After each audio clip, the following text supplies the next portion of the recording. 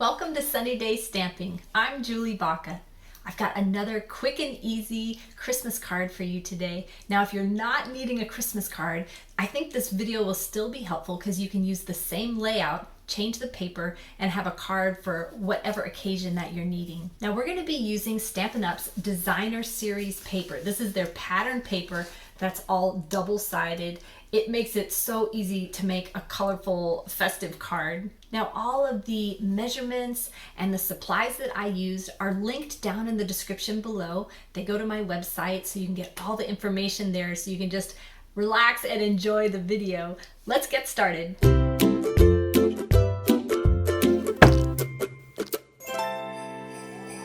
Look how cute this Christmas card is. Can you see the embossing on here? I'm not sure if the camera picks it up. And then when you flip it open, because the Designer Series paper is double-sided, it just makes it so cute. Now, these are all made with the same Designer Series paper. You can also change the background color to really coordinate with the card that you have here. Here, I'm showing you all my examples at the beginning, but I just wanted to show you, you can step it up by cutting out different elements, adding some ribbon. This has a double ribbon.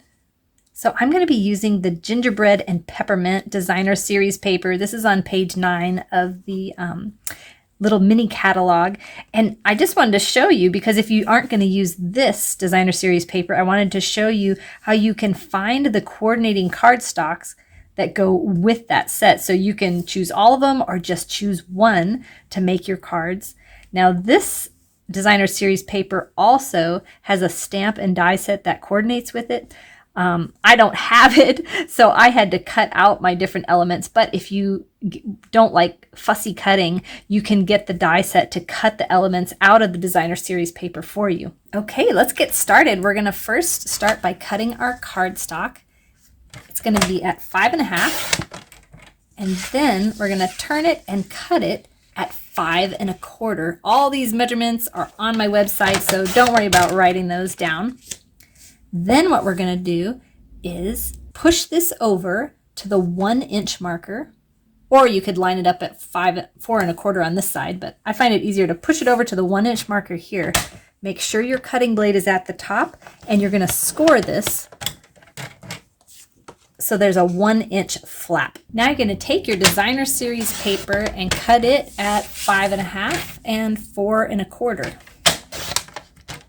Now let me show you how this goes together. Once you fold this in, your Designer Series paper is going to be glued right in there to create that flap. Now, if the Designer Series paper you choose has a design on it that has a direction, you're going to want to be careful how you cut it. So for this piece, I would want to cut it at 4.25 on this side, making sure these are going in the right direction. So when I put it in my card and open it up, my designs aren't upside down or sideways. So the next thing we're going to do is an optional step. We're going to add an embossing image on this little flap. Now, if you don't have a cut and emboss machine or an embossing folder, don't worry about it. This card is really cute just without it. So you're just going to line that up along your scored edge and run it through your embossing machine. And when you take it out of your embossing machine, look, it's just like magical how it pops that up. Now you're going to fold it and take your bone folder and make a nice crease there. Now you're just going to take some glue and glue the inside of the flap, making sure not to extend past your score line. Nestle your Designer Series paper in here, making sure it is all lined up nice and straight before you fold this in. Whoop. Might have to adjust it a little bit. And then just press it down. Now let's add a sentiment to the front. I'm going to be using the Christmas to Remember stamp set for all of these cards. You can mix and match these sentiments to go on the front and on the inside of your card. I'm going to put this stamp on the front. I'm using real red, but you could use black, or you could use the other colors in your Designer Series paper. May this be a Christmas to remember and cherish. Now I'm going to be using the seasonal labels dies that go with that Christmas to Remember stamp set to cut this out. But if you don't have a die or die cutting machine, you can cut this in a square. Now the die cutting machine cuts this out crisp and clean, and I love the little beveled edge that this die gives. So we're just going to attach this sentiment to our card with some dimensionals. Now I am running low on these dimensionals, and I just want to give you a tip. Once you run out of these, you can also use this edging just by clipping it, and so you can use all of your adhesive. You know I'm a thrifty crafter. I have a hard time throwing anything out. All right, let's just pop this right in the middle. And let's add an inside. So just real quick, we'll grab another sentiment out of that Christmas to Remember stamp set. Have a holly jolly Christmas.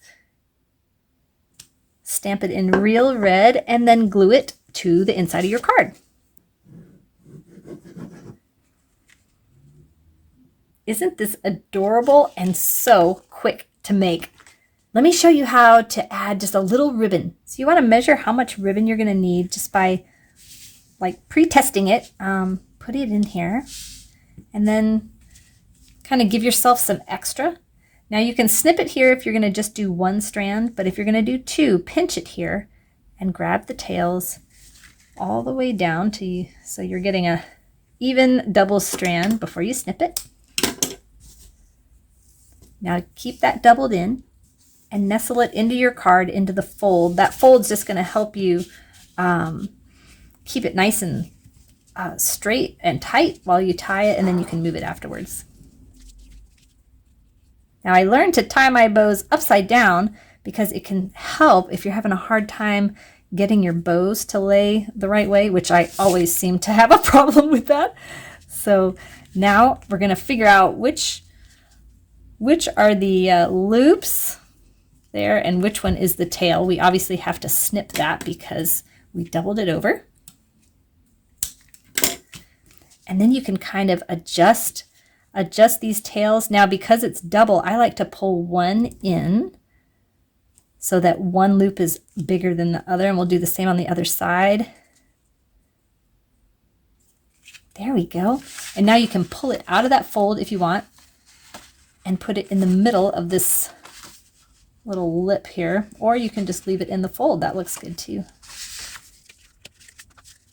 Oh, there's my problem. My thread was caught on the edge there.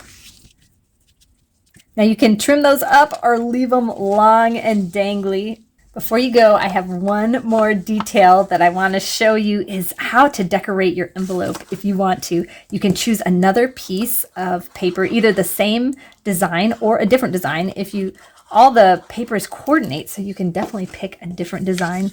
Put glue along the edge flap of your envelope, and then you're going to nestle your paper, line it right up with the line and the fold in the envelope, and press this down. Then you're going to flip this over and just trim all the way around. There you go. Isn't that precious? Let me just show you those examples one more time. Now that you've seen the card all put together, it'll kind of give you some ideas on how to use the elements in your designer series paper. You can see these I cut out. Remember, this one does have a die set that would cut those out for you. And one more. Have fun with this. Now the holidays are right around the corner, so if you need any gift ideas, I can help. I can help you put an order together. I also have gift certificates available. You can just email me with the amount that you'd like and the address of the recipient, and I will send a hand-stamped card with their gift certificate. Stampin' Up! Also offers a bunch of different kits that come with everything you need to make the project. I've got a link down below where you can shop all the kits. And I also have a couple ideas for some stocking stuffers, blending brushes, markers, glue, Stampin' Dimensionals. They all would be perfect Christmas morning gifts. Let me know how I can help. Have a sunny day.